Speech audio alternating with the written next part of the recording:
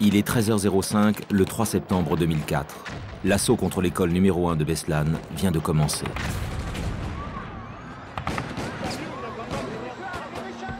Beslan, des otages pris entre deux barbaries, celle de rebelles tchétchènes s'attaquant à une école, celle d'un gouvernement prêt à sacrifier femmes et enfants au nom de la raison d'État.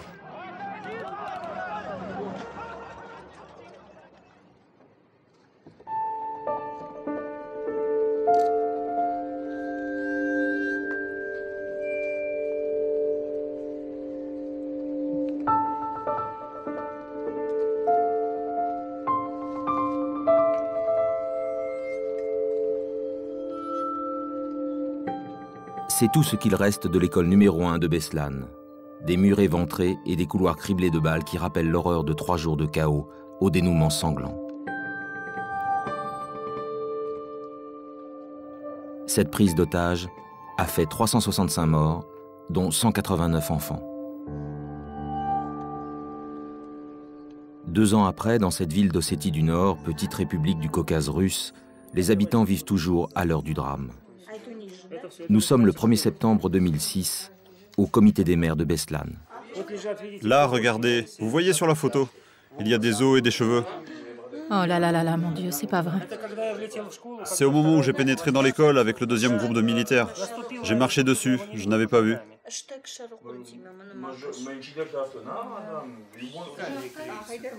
Aujourd'hui, chacun s'apprête à commémorer une seconde fois les proches disparus. Rita et Susanna ont toutes les deux perdu un enfant au cours de l'assaut. Elles ont été les premières à dénoncer l'attitude des autorités russes pendant la prise d'otage.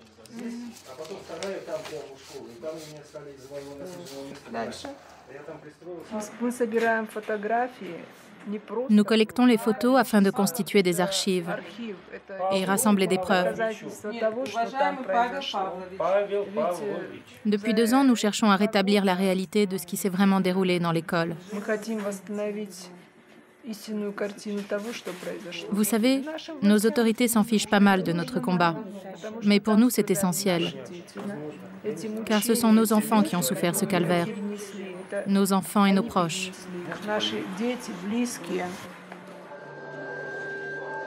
Pour ce 2e anniversaire, les maires de Beslan sont renvoyés à leur douleur. Les autorités russes refusent toujours de reconnaître leur responsabilité dans la tragédie. Une instruction judiciaire a bien été ouverte, des commissions d'enquête parlementaires ont bien été créées, mais ni la justice ni le pouvoir politique n'ont remis en cause une version officielle émaillée de nombreux mensonges. Mensonges sur le nombre des otages, sur les simulacres de négociations, sur l'assaut bâclé et la désorganisation des secours. Un combat pour la vérité. La lutte semble bien inégale pour ces femmes que rien ne préparait à une telle mission.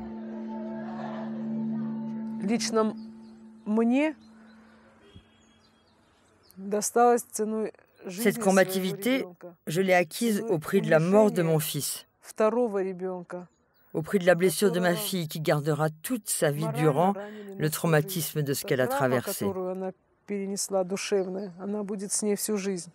On m'a privé de mon enfant, alors je parlerai. Je n'ai plus cette peur ni cette mentalité d'esclave. Il ne me reste que le désir d'accéder à la vérité et de punir les responsables. Et qu'on ne me dise pas que les seuls responsables sont les terroristes. Tout commence à 9h30, ce 1er septembre 2004. C'est le jour de la rentrée scolaire. Des hommes armés font irruption dans l'école et prennent en otage les 1300 personnes présentes, en majorité des femmes et des enfants. En 15 minutes, les terroristes ont réussi à nous pousser tous dans le gymnase. Ils étaient très organisés. Il y a eu une grande bousculade, alors ils ont défoncé la porte et les fenêtres pour que ça aille plus vite. Une moitié des otages est rentrée par la porte, l'autre par les fenêtres. À ce moment-là, le nombre des preneurs d'otages est incertain. Une trentaine, une soixantaine, plusieurs femmes en font partie. Très vite, on soupçonne les Tchétchènes proches du chef de guerre Shamil Bassayev, l'ennemi public numéro 1 en Russie. L'homme a déjà mené différentes actions terroristes contre Moscou. Situé à 50 km de la Tchétchénie, Beslan est un lieu facile d'accès pour les troupes rebelles qui ont pu sans difficulté passer la frontière. Après avoir regroupé tous les otages, les membres du commando minent le gymnase. Des dizaines de bombes artisanales relient entre elles. Le système de mise à feu, une simple pédale, est rudimentaire. Les autorités ont alors déclaré qu'il y avait 350 otages dans la salle de sport. Ils ont dit que des négociations étaient en cours, que tout était mis en œuvre pour sauver les otages. Mais ce n'était que des mensonges. En fait, ils étaient 1300 prisonniers dans le gymnase et ce premier mensonge s'est retourné contre les otages de façon abominable. 354 otages au lieu de 1300. Tout au long du drame, les services secrets russes vont s'en tenir à ce chiffre. But non avoué des autorités, rendre plus acceptable un éventuel assaut. Mais dans l'école, les membres du commando suivent à la radio les comptes rendus officiels. Ils ne tardent pas à réagir. Les terroristes ont décidé alors d'interdire la distribution d'eau aux enfants.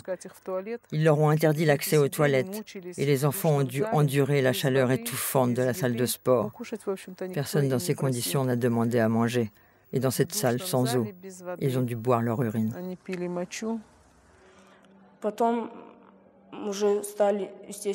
Les terroristes sont devenus de plus en plus agressifs. Au moindre prétexte, ils nous tapaient. Ça s'est produit un grand nombre de fois.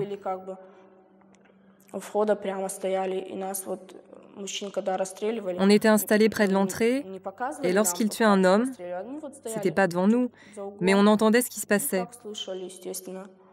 Ils nous disaient « À cause de vous, nos enfants ne dépassent pas les 17 ans.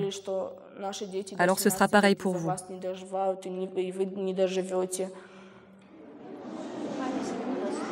Ainsi, les membres du commando justifient l'injustifiable, l'exécution sommaire d'innocents.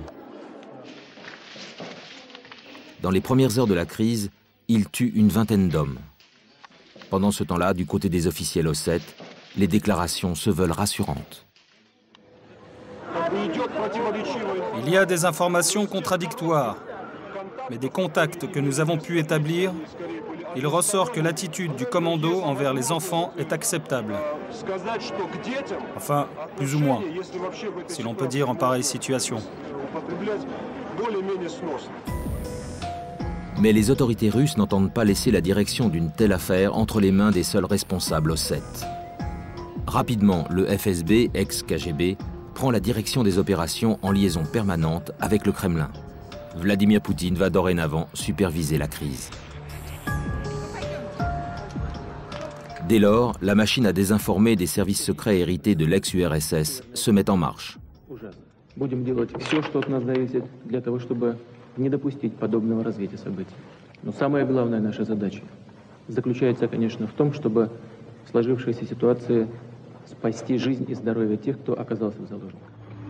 À Beslan, l'armée russe déploie les grands moyens. Les commandos Alpha et les Wimpel sont mobilisés. Ces unités d'élite, l'équivalent du GIGN français, sont spécialisées dans les opérations antiterroristes.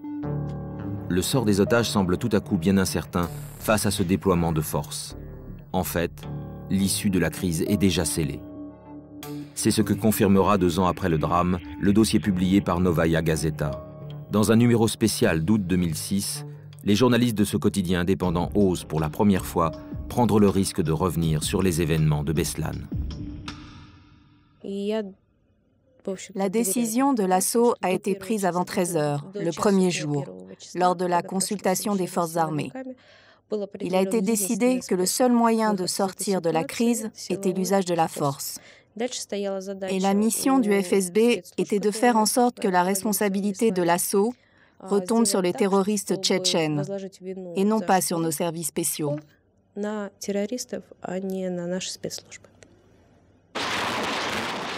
Car pour le Kremlin, l'enjeu est ailleurs. C'est celui de la guerre en Tchétchénie qu'il s'agit de continuer à justifier auprès de l'opinion publique russe et internationale. Le conflit a commencé en décembre 1994.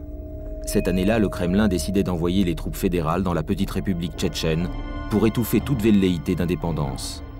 Bombardements massifs, violences aveugles, exactions contre les populations, la stratégie suivie par Moscou va finalement conduire au retour du terrorisme politique. Dans cet engrenage, la barbarie s'est déchaînée au quotidien. En témoignent ces images tournées en 2002 dans un petit village tchétchène nommé Boutenko. Les soldats russes appellent cela la technique du fagot. Elle consiste à ligoter plusieurs combattants ensemble et de faire exploser ensuite une grenade au milieu. Impossible alors de reconstituer les corps et d'enterrer ces morts selon les rites traditionnels tchétchènes. Ces actes terribles ne justifient en rien la prise en otage d'une école d'enfants, mais ils sont un terreau certain au désir de vengeance. En 10 ans, cette guerre a déjà fait 200 000 morts, civils et combattants côté tchétchène. 10 000 soldats russes y ont laissé la vie, d'une barbarie à l'autre. Le chef du Kremlin l'a toujours affirmé, il ne négociera jamais avec les combattants tchétchènes. Beslan ne fera pas exception à la règle, mais il faut laisser croire le contraire. Des premiers contacts sont donc établis avec les preneurs d'otages. Le chef du commando m'a tendu un chiffon blanc et il m'a dit « Tu vas sortir dehors et tu vas apporter un message. Tu vas jusqu'au portail, tu le transmets, et si tu fais le moindre pas pour t'enfuir, gare à toi. » Ils avaient pris mon fils. Et ils me disaient, si tu fais un seul pas au-delà du portail, un sniper t'abat et on tue ton fils. Je leur ai dit, je n'ai pas l'intention de m'enfuir. Je transmets le mot et je reviens. Le message transmis aux autorités par Larissa Mamitova est rapidement diffusé.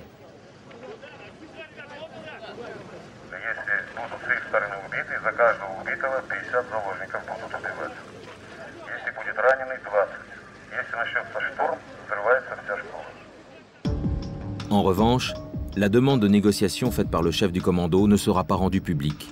Dans son texte, il sollicite la médiation de 4 personnalités.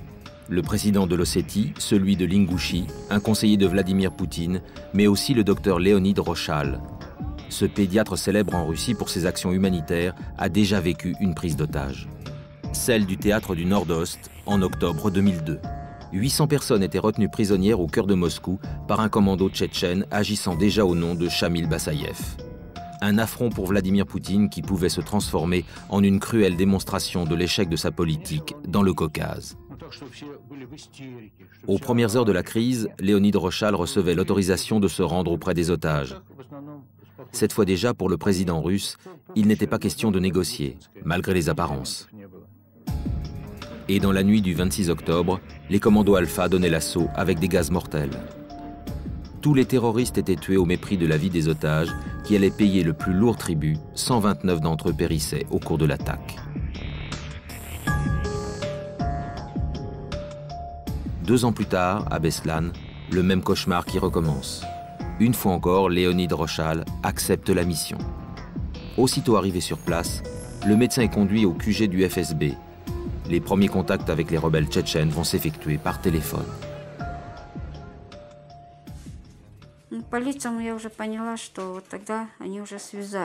J'ai vu à la tête des terroristes qu'on les avait appelés au téléphone. Ils en discutaient entre eux. Ils avaient l'air plutôt contents. Je les ai entendus prononcer le nom de Zazokov, le président ossète. Et puis quelques heures après, ils sont devenus tout à coup agressifs. Ils nous disaient, vous n'êtes que du bétail, tout le monde s'en fiche de vous, vous n'êtes rien. Ils nous disaient, voyez vous-même, personne ne vient négocier.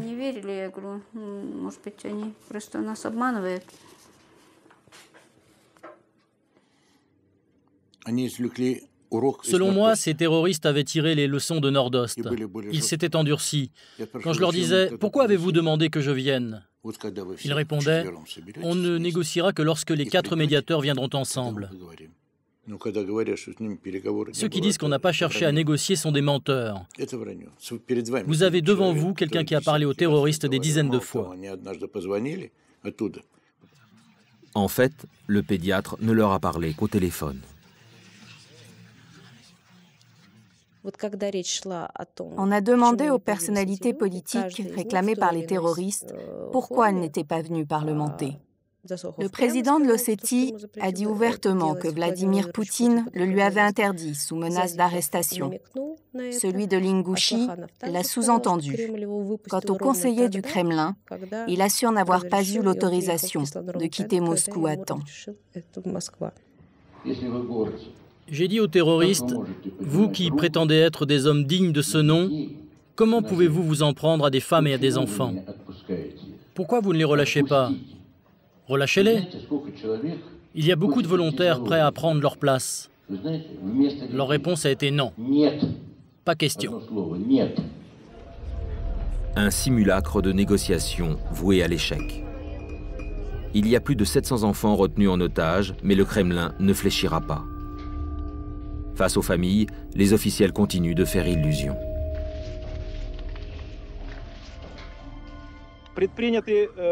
Nous avons établi des contacts avec le commando afin d'assurer une livraison d'eau et de nourriture pour les otages. Malheureusement, ça ne donne rien pour le moment. Les terroristes continuent de refuser notre aide. Malgré ça, nous pouvons affirmer que la santé des enfants est satisfaisante. Je me souviens que la première nuit, un hélicoptère survolait la salle de sport et on s'est réjouis. On croyait qu'on allait venir à notre secours. Tu parles. Les terroristes nous ont tout de suite dit « Ici, c'est pas Nordost. Ne pensez pas que vous pourrez vous en sortir. »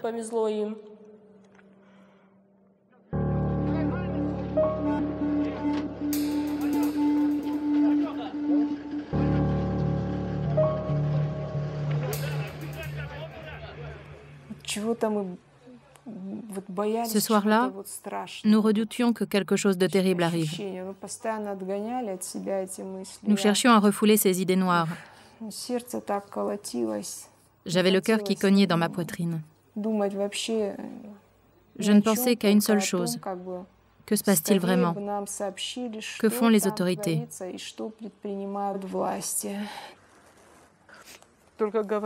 La nuit tombée, mon fils répétait à ma fille Zarina, « Pauvre maman, elle doit s'inquiéter. » Pendant les 3 jours, il n'a cessé de penser à moi.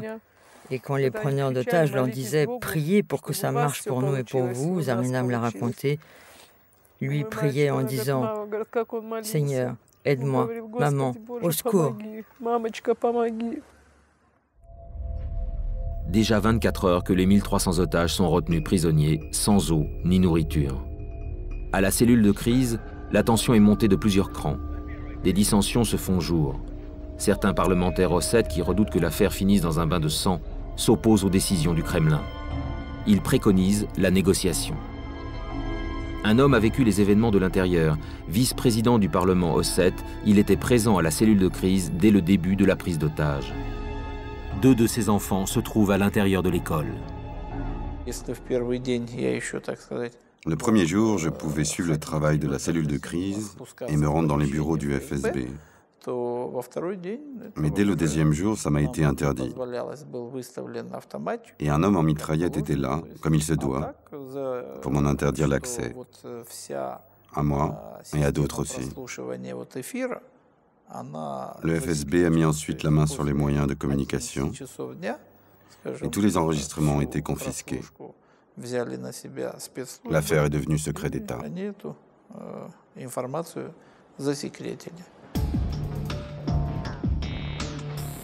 Les partisans de la négociation sont ainsi définitivement écartés. Désormais, tous les pouvoirs sont entre les mains des hommes du Kremlin, ceux-là même qui affirment vouloir buter les terroristes jusque dans les toilettes. Rouslan Aouchev, ex-président de l'Ingouchie, une petite république voisine, va pourtant tenter de rompre avec cette logique. Ce musulman modéré, connu pour son opposition à la guerre en Tchétchénie, va mettre toute sa réputation dans la balance. Il finit par obtenir l'autorisation de rencontrer les preneurs d'otages. Pour Moscou, c'était utile de laisser négocier Aouchev. Il pouvait être sacrifié sans dommage, au cas où les terroristes auraient eu l'intention de supprimer les négociateurs. Si durant ces 3 jours, personne ne s'était rendu à l'école, alors on aurait vraiment pu accuser le gouvernement qu'aucune tentative de négociation n'avait été entreprise. Et là, l'accusation aurait été grave. La rencontre entre Rouslan Aouchef et le chef du commando est filmée par les preneurs d'otages. Le colonel avait des papiers signés par Shamil Bassayev. Ces revendications sont connues de tous. Ça a été répété des centaines de fois. Il y avait plusieurs points. Les plus importants, c'était d'arrêter la guerre en Tchétchénie et de retirer les troupes russes. Mais Rouslan Aouchef s'inquiète surtout pour les otages. J'ai demandé à entrer dans le gymnase. Le colonel a accepté. J'ai vu qu'il y avait au moins 1000 otages, car le gymnase était bourré à craquer.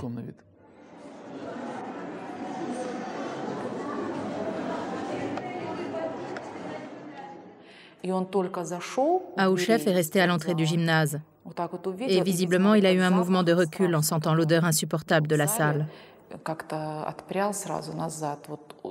J'ai lu l'horreur sur son visage. Il a jeté un regard à la ronde et il a dit « J'ai compris, on va discuter ». Je ne m'étais pas imaginé qu'il pouvait y avoir des bébés. Lorsque je les ai vus, tout nus et mal en point, j'ai dit au colonel « Libère au moins les bébés ». Il a finalement accepté et j'ai pu sortir avec les nourrissons et leur mère.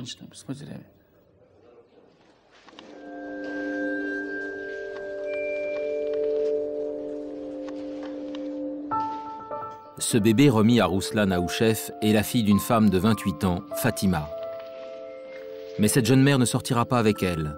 Elle a dû choisir entre partir avec son nourrisson ou rester avec ses 2 autres enfants plus âgés. Malgré ses supplications, le chef du commando est demeuré inflexible. Fatima et ses 2 enfants périront dans l'assaut.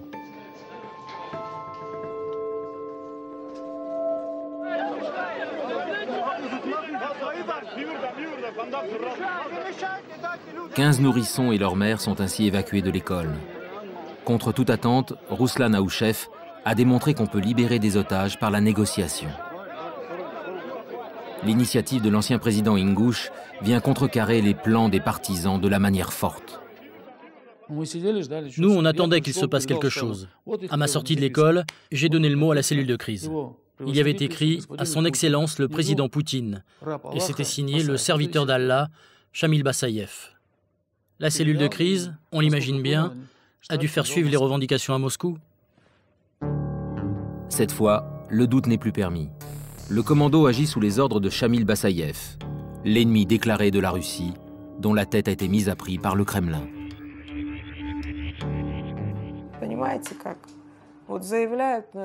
Les responsables sont alors venus nous dire « Nous faisons tout notre possible, et plus que notre possible, mais ne venez pas nous déranger. » Alors nous ne les avons pas gênés.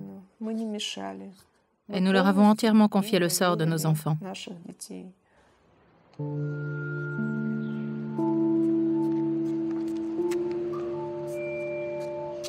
Pour les familles, une deuxième journée d'attente s'achève, entre espoir et impuissance.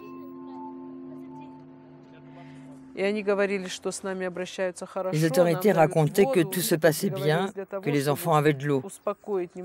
Mais c'était pour éviter que les gens ne paniquent. Ce soir-là, je suis allée voir une des femmes qui venait d'être libérée. Je lui ai demandé de me raconter la vérité et elle m'a dit « Susanna, si ça dure encore une journée, ils vont tous mourir. On ne leur donne plus à manger. Il n'y a plus rien à boire. »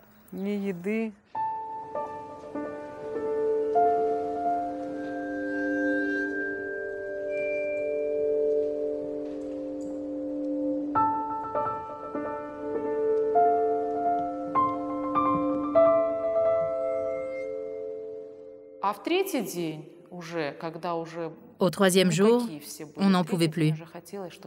Tout le monde souhaitait qu'on en termine au plus vite. On espérait que ça saute, mais on espérait que ça saute vite. On s'en fichait complètement de ce que les terroristes faisaient. On avait tellement soif. C'était un cauchemar. On étouffait littéralement. C'était pire que l'enfer. Je voyais bien que les hommes du commando étaient aussi à bout de nerfs et qu'ils étaient capables du pire. Mais ils voulaient que l'état de santé des enfants soit connu à l'extérieur. Larissa Mamitova propose alors aux preneurs d'otages de téléphoner à l'infirmière en chef de l'hôpital de Beslan. Les deux femmes se connaissent. Larissa espère que sa consoeur saura relayer l'information auprès des autorités. Le chef du commando accepte.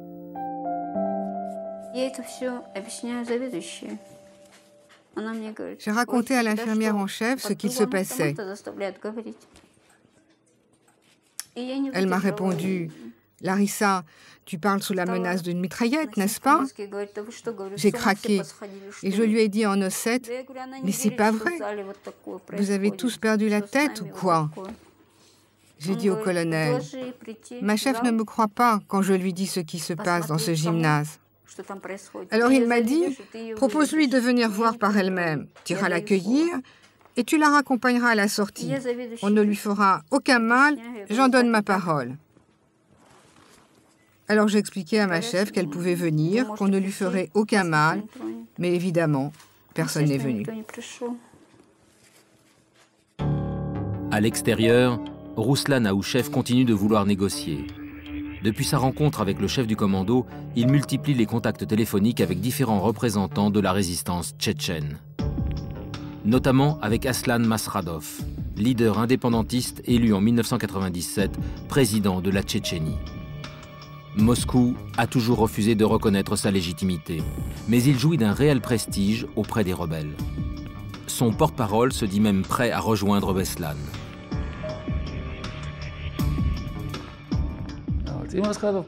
Le 3 septembre au matin, Masradov a condamné la prise d'otages sur Internet. Je m'en souviens mot pour mot. Il disait « Nous ne faisons pas la guerre aux femmes et aux enfants ». Il a condamné la prise d'otages et il a ajouté qu'il était prêt à faire quelque chose. Pour moi, c'était le signal de retourner à l'école. Les terroristes étaient d'accord de discuter. Masradov s'était impliqué. Je voulais leur montrer sa déclaration et leur dire « Il condamne votre acte. Alors, on fait comment ?» Rouslan Aouchev n'aura jamais l'occasion de connaître la réponse.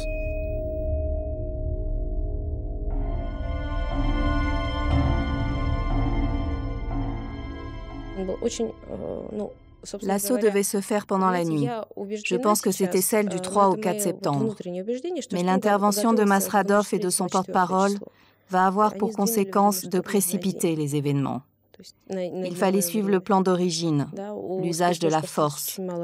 Les services spéciaux disposaient de très peu de temps pour réagir. L'assaut est décidé pour le jour même. À 13h05, première explosion à l'intérieur du gymnase.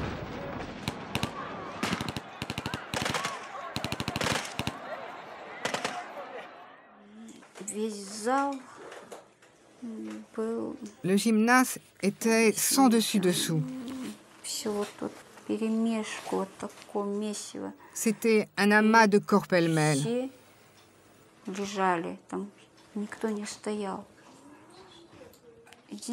Personne n'était debout, sauf un combattant tchétchène qui tirait en l'air en criant « Ceux qui sont vivants, levez-vous ».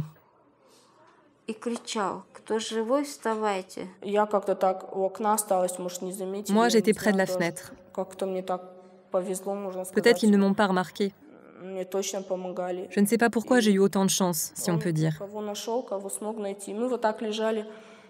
Le terroriste s'approchait pour regarder, et nous, on a fait semblant d'être morts.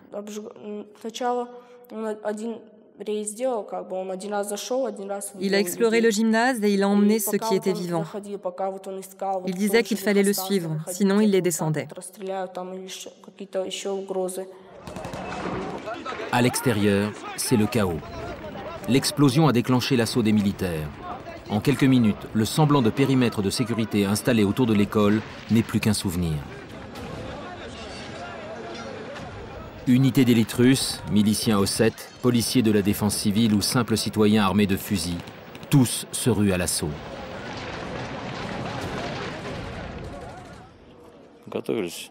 On s'était préparé, mais les choses ont pris une tournure inattendue à cause de l'explosion. Ça partait dans tous les sens et on était dispersés. C'était très difficile. Tirs au canon, lance-roquettes, mitrailleuses, c'est un véritable déluge de feu qui s'abat sur l'école alors que plusieurs centaines d'otages s'y trouvent encore. La confusion est totale.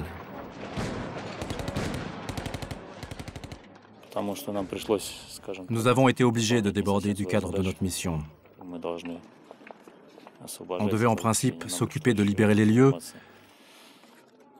mais il a fallu qu'on sauve aussi les enfants. C'est pour ça que tout reposait sur nos épaules. Ça explique les lourdes pertes, car on n'a pas pu agir selon les règles prédéfinies. Il a fallu s'adapter à la situation. Au milieu des tirs, Elena réussit à s'échapper.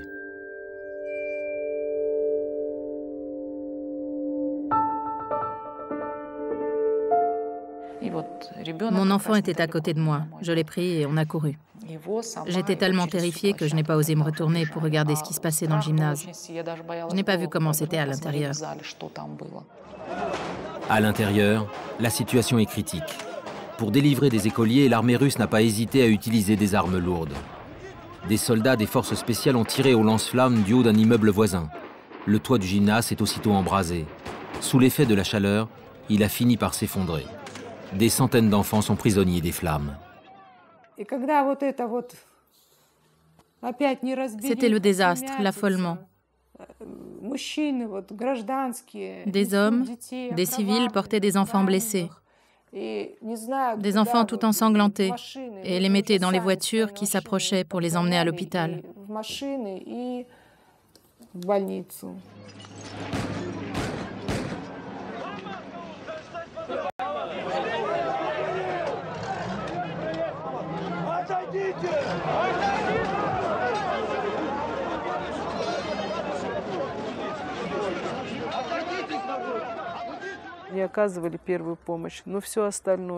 On manquait d'ambulances. On entassait les enfants dans des véhicules privés, dans des camionnettes, dans des camions, dans n'importe quelle voiture. Il y a même des enfants qui sont tombés des véhicules. Le chaos était total. C'est incroyable. Comment se fait-il qu'en 3 jours, les autorités n'aient pas eu le temps de s'organiser? L'absence de coordination des forces d'intervention et des secours vont alourdir le bilan d'une opération précipitée. L'armée russe, pilier du pouvoir en place, a raté son opération. Mais elle doit rester inattaquable. Les autorités ont déjà leur version.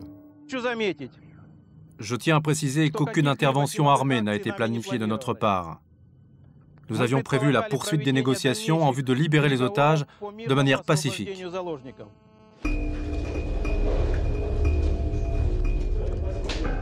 L'armée n'a donc aucune responsabilité dans le déroulement de la tragédie. C'est la version officielle que les autorités vont désormais marteler.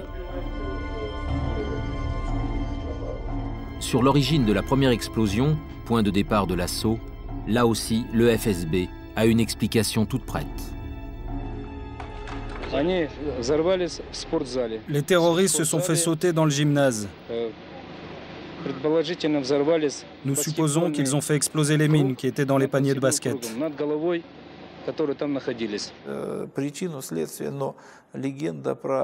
L'histoire du terroriste qui aurait délibérément ôté son pied de la pédale de mise à feu est une légende. D'où vient la première explosion? C'est venu d'un tir de l'extérieur, d'un immeuble d'en face. L'instruction qui a suivi a effrontément nié qu'il y avait eu des tirs Nous avons pourtant apporté les preuves aux juges. Nous les avons obligés à filmer les tubes des lance-flammes sur les toits. Et ensuite, les enquêteurs du FSB ont perdu la cassette.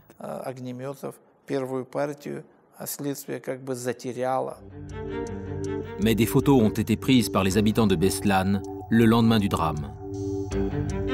Ces tubes, retrouvés sur les toits des immeubles voisins de l'école, attestent bien que des lance-flammes ont été utilisés. Ces pièces à conviction vont être systématiquement écartées au cours de l'enquête par le FSB.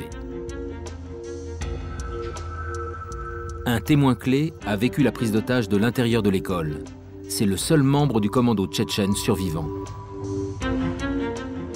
Capturé pendant l'assaut, ce militant tchétchène de 24 ans a échappé de peu au lynchage. Une journaliste russe a pu l'interviewer dans sa prison. Au cours de cet unique entretien interdit de diffusion en Russie, le preneur d'otages contredit à son tour la version officielle. Il y a eu 2 explosions, presque en même temps. Ensuite, il y a eu un moment de silence. Et puis le colonel est arrivé. Là, ça s'est mis à tirer de dehors. Ça venait de l'immeuble d'en face. Après l'explosion, le colonel est allé voir dans le gymnase. Il a inspecté les lieux et il a dit qu'un sniper avait descendu le combattant qui maintenait la pédale de mise à feu. Je n'en sais pas plus. Malgré les preuves matérielles et les témoignages contradictoires, les autorités ne vont jamais démordre de leur version. Des centaines de témoins affirment avoir vu de leur maison, de leur cour, des tanks tirant sur l'école. Nous, on s'insurge parce que leurs dépositions n'ont pas été prises en compte, ni par la commission d'enquête, ni par la justice. Et ces gens-là nous disent « Vos témoins ne sont pas des spécialistes. » Alors pour nous, qu'ils aient vu des tanks tirer en plein jour, c'est irrecevable. Pour les partisans de la manière forte, un seul objectif à compter, éliminer le commando tchétchène pour montrer la détermination sans faille du pouvoir russe, quel qu'en soit le prix. Un objectif largement atteint. Au cours de l'attaque, 31 des 32 preneurs d'otages officiellement comptabilisés par le FSB ont été abattus.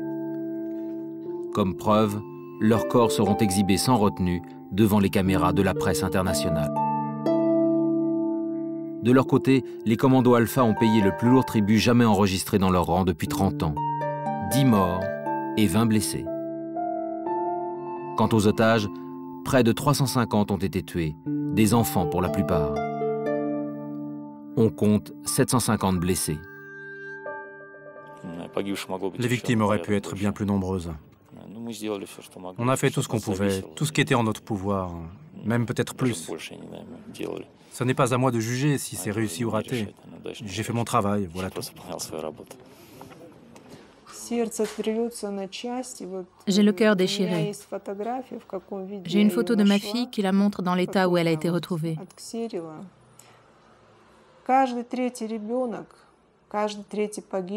Il y a eu 333 victimes. Et un enfant sur 3 est mort brûlé. Pour ma fille, l'expertise a conclu « La cause de la mort n'est pas établie », alors que son corps était carbonisé. Et ils disent que c'est une opération réussie.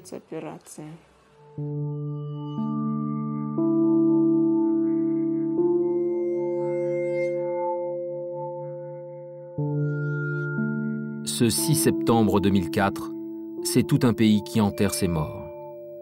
Vladimir Poutine est le grand absent de ces cérémonies. En Ossétie et bien au-delà de ses frontières, l'émotion est immense. Sous la pression de la rue, une commission d'enquête parlementaire est créée.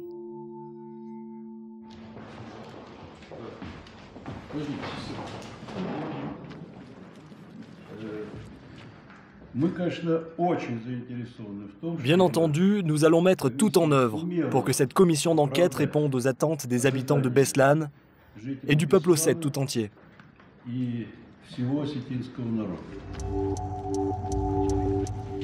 Le parlementaire nommé à sa tête s'appelle Alexandre Torchine. Ce sénateur russe est un proche du Kremlin. Les investigations commencent par la visite de l'école. Vous voyez, les terroristes avaient posté ici des snipers et prévenu que si on les descendait, ils exécuteraient 20 personnes.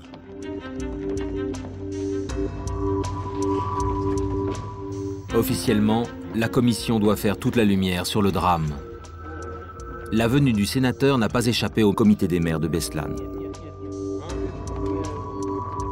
Susanna est déjà leur porte-parole.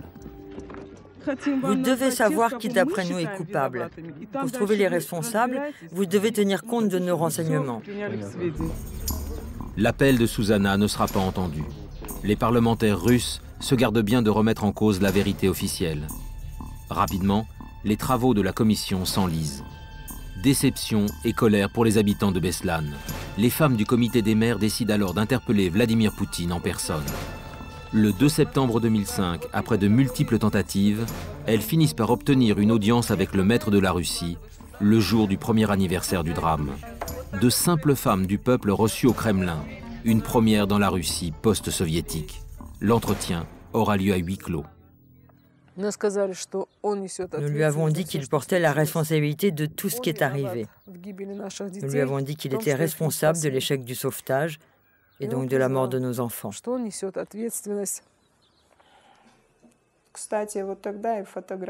J'avais pris avec moi la photo de ma fille Alla, la photo de l'expertise,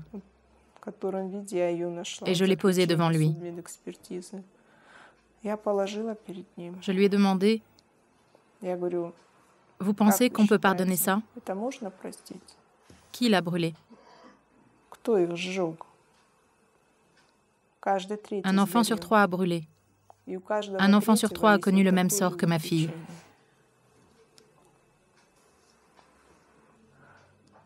Il n'a pas su quoi répondre. Et son visage s'est couvert de taches rouges.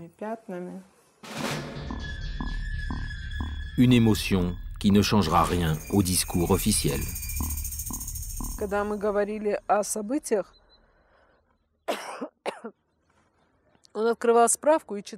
Lorsqu'on lui décrivait les faits, il les comparait avec les rapports qu'il avait sur son bureau.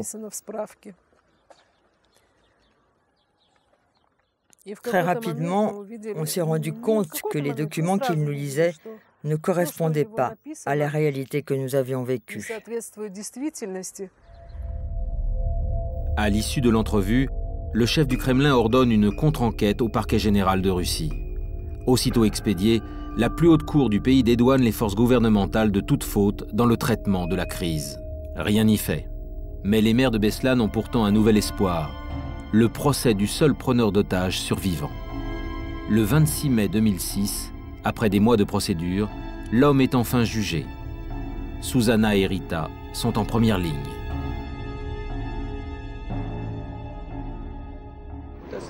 La peine de mort. Il me semble que c'est la seule peine possible. Il n'y a qu'un seul homme dans le box des accusés, Nourpatchi Koulaïev, 24 ans. Pour le Kremlin, il est la figure parfaite du terroriste tchétchène justifiant la guerre menée depuis 10 ans en Tchétchénie. Koulaïev, regarde! Regarde ce que tu as fait! Meurtre, terrorisme, kidnapping, Nourpatchi Koulaïev doit répondre de 8 chefs d'accusation. Le procès est public, mais ses déclarations ne seront pas filmées. Au cours des audiences, le jeune Tchétchène répétera ce qu'il disait déjà dans son interview réalisée en prison. C'est mon frère qui l'a voulu. Il m'a embarqué avec lui, j'ai été obligé de le suivre. Mon frère m'a juste dit qu'on partait pour une offensive militaire. Les chefs du commando ne m'ont jamais parlé d'une école. Toute la défense du combattant tchétchène sera basée sur cette affirmation, n'avoir été qu'un simple pion.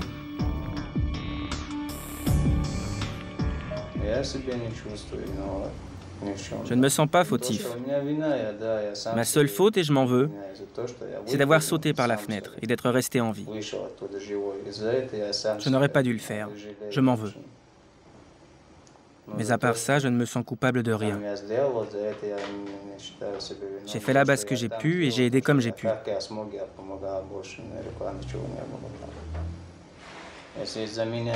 S'il avait été en mon pouvoir de relâcher les enfants, c'est évident que je l'aurais fait. Un seul homme dans le box des accusés, un seul homme condamné. Par décision de la Cour, Nurpatcha Koulaïev, vous êtes condamné à la détention à perpétuité et incarcéré en quartier haute sécurité. Vous avez compris? Ce sont des fables, des inventions. Contrairement aux espoirs des habitants de Beslan, la justice va à son tour exonérer les forces russes de toute responsabilité. Il faut le dire. Le parquet avait défini le scénario par avance. Puisqu'il y avait Koulaïev comme coupable, l'affaire en resterait là. C'était une instruction qui ne souhaitait pas faire la lumière sur les circonstances exactes de cette action terroriste. À l'extérieur du tribunal, les familles des victimes font entendre leur colère. Personne ne pourra nous faire taire. De toute façon, nous irons faire valoir nos droits jusqu'à la Cour européenne s'il le faut. Nous obtiendrons que tous les coupables soient punis. La colère et la désillusion, une fois encore. Les juges n'ont retenu aucune des preuves apportées par les victimes. Ils ont refusé d'auditionner les généraux du FSB, responsables de la cellule de crise. Je me pose encore tant de questions. Dans quel cerveau a germé ce plan effroyable? Qui est le monstre qui a pu imaginer cette attaque contre Beslan?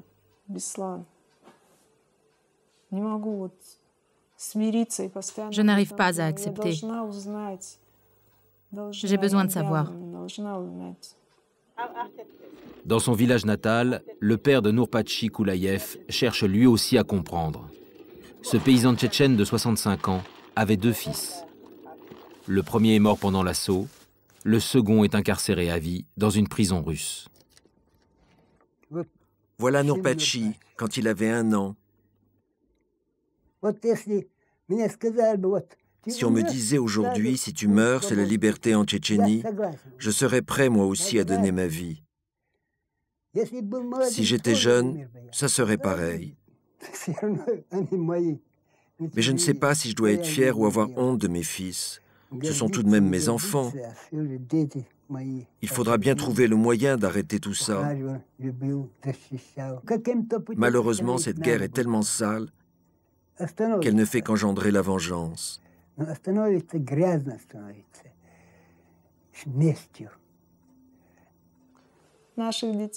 Nos enfants ont été sacrifiés. Et ceux qui sont censés lutter contre le terrorisme, ceux-là sont toujours à leur poste. Je ne comprends ni leur guerre, ni ce qu'ils font pour le peuple. Beslan les arrange. Ils veulent que les gens soient des zombies, paralysés par la peur, qu'ils rentrent tous dans leur coquille. Alors que tous les recours semblent épuisés, l'affaire va pourtant rebondir fin août 2006. Contre toute attente, c'est par un officiel russe que le scandale arrive. Député et physicien expert en balistique, Yuri Saveliev s'est penché avec minutie sur les circonstances de l'assaut. Ses conclusions très techniques sont sans équivoque.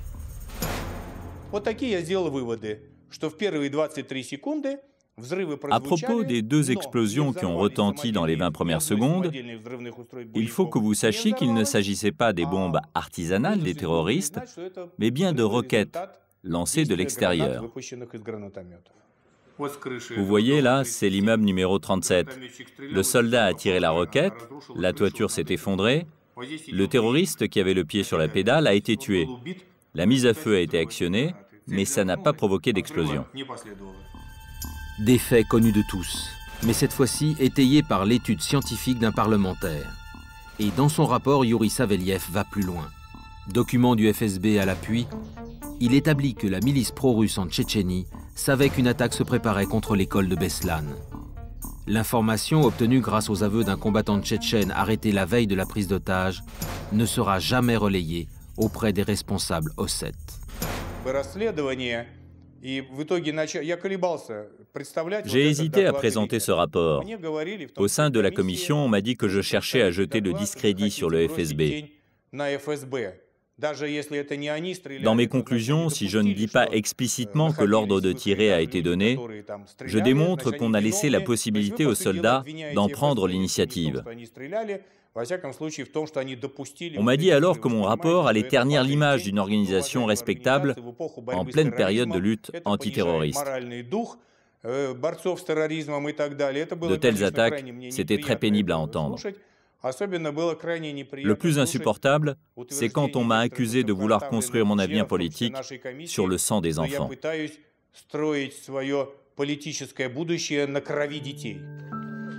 Taxés de spéculation sans fondement par le FSB, les conclusions du rapport Saveliev ne seront pas reprises par la commission d'enquête parlementaire.